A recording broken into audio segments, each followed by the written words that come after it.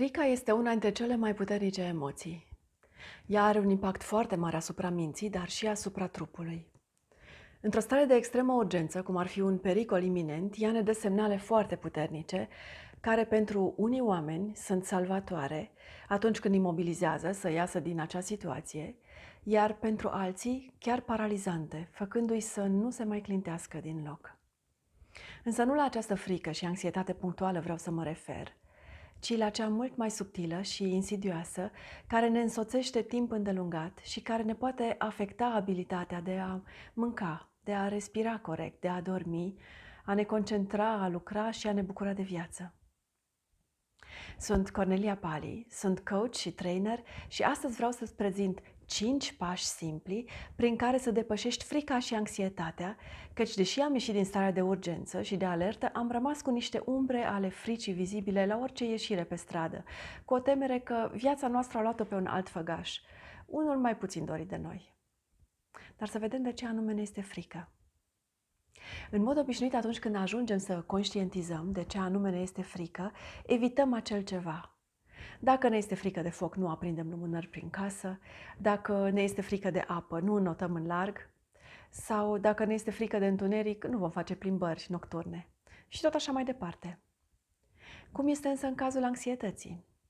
Din moment ce anxietatea este o formă de frică, dar una persistentă, care implică așteptarea unei amenințări viitoare, tot ceea ce am afirmat despre frică este valabil și pentru anxietate. Cum recunoaștem frica și anxietatea însă? Atunci când simți frică sau anxietate, mintea și trupul lucrează mult mai repede și poți simți următoarele. De exemplu, că începe inima să-ți bată mult mai repede, uneori chiar neregulat. Respirația decurge într-un ritm accelerat, transpiri abundent, nu digeri bine mâncarea sau chiar nu poți mânca sau mănânci din contră excesiv și compulsiv.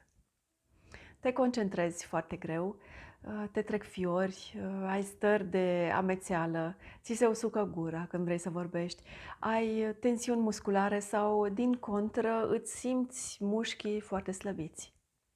Poți simți toate acestea pentru că trupul tău simte frică, simte o stare de urgență. În cazul anxietății pot apărea aceste simptome la care se pot însă adăuga și iritabilitatea sau incapacitatea de a avea un somn profund, grija excesivă sau dureri de cap, incapacitatea de a lucra eficient, de a planifica ceva, disfuncții sexuale sau flashback-uri, adică reluarea în gând a unor evenimente deranjante la un moment dat sau traumatice, sau pierderea încrederii în sine sau ruminarea excesivă. De ce simțim însă astfel de stări dacă nu suntem într-un pericol imediat? Simțim aceasta pentru că acum ne deplasăm aproape unde vrem, ieșim în oraș la cumpărături, dar totuși ne confruntăm cu aceste stări. Oare de ce? Dacă ne gândim la strămoșii noștri, ei aveau nevoie de impulsurile foarte rapide și puternice date de frică pentru a supraviețui. Dacă rage leul lângă tine, nu ai timp de analize, ci doar de reacții rapide. Numai că în zilele noastre rar mai rage leul lângă noi. Însă ne lăsăm bombardați cu știri alarmante, iar reacția noastră este aceeași ca în fața leului, doar că nu o luăm la fugă și nici nu atacăm vreun animal sălbatic, ci rămânem continuu în alertă, acumulând un stres major, care mai erupe ocazional prin revoltă față de ultima decizie a vreunui ministru pe care îl vedem la televizor sau prin îmbrâncirea verbală sau fizică a vecinului, prin interminabile polemici politice sau sociale, mânie răsfrântă asupra colegului de trafic sau a copilului și multe, multe altele. Însă, ce pot face pentru a mă ajuta pe mine însă când recunosc aceste trăsături la mine? În primul rând, să ne înfruntăm frica. Dacă eviți mereu situațiile care îți fac frică sau declanșează anxietate, s-ar putea să ajungi să te privezi încet de lucruri care îți sunt dragi și ai vrea să le faci.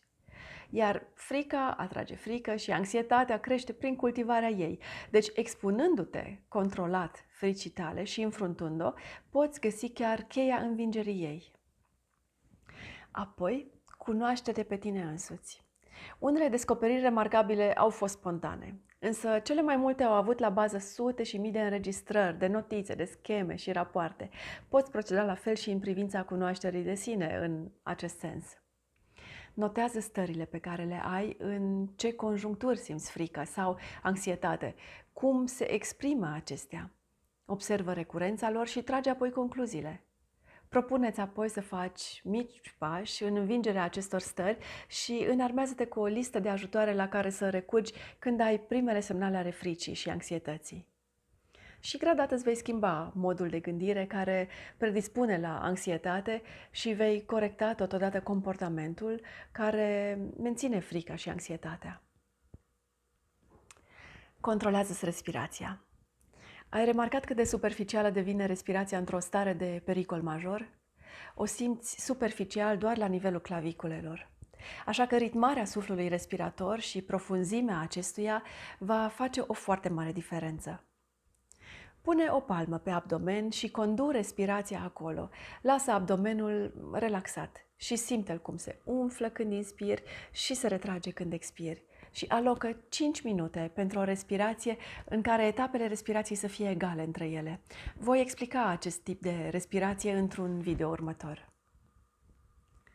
Apoi, fii blând cu tine și respectă-te. Și aici intră relaxarea, chiar practicarea unor tehnici de relaxare, menținerea spatelui drept dacă lucrezi la birou, conduci sau mergi pe stradă, o hrană sănătoasă și echilibrată, reducerea alcoolului și multă mișcare în natură. Studiile clinice arată că în cazul anxietății există anumite disfuncții ale activității unor neurotransmițători, precum ar fi serotonina, noradrenalina sau GABA. Studiază-le un pic și adaugă analizei tale și ingredientele chimice ale fericirii. Dopamina, oxitocina, endorfina și serotonina și vezi cum le poți amplifica pe cale naturală. Și nu în ultimul rând, vorbește cu un coach, un psiholog sau cineva pregătit pentru a te putea îndruma. Știi că vorba potrivită la momentul potrivit poate da o cu totul altă turnură perceperii stării de frică sau anxietate și implicit răspunsului pe care îl ai față de situațiile cu care te confrunți. Așa că află și altă părere despre situația ta și explorează tehnicile pe care aceștia ți le propun. Îți doresc mult succes și te invit să mă contactezi, să mă împărtășești părerea ta despre acest subiect și să te abonezi la canalul meu de YouTube. Abia aștept să te întâlnesc!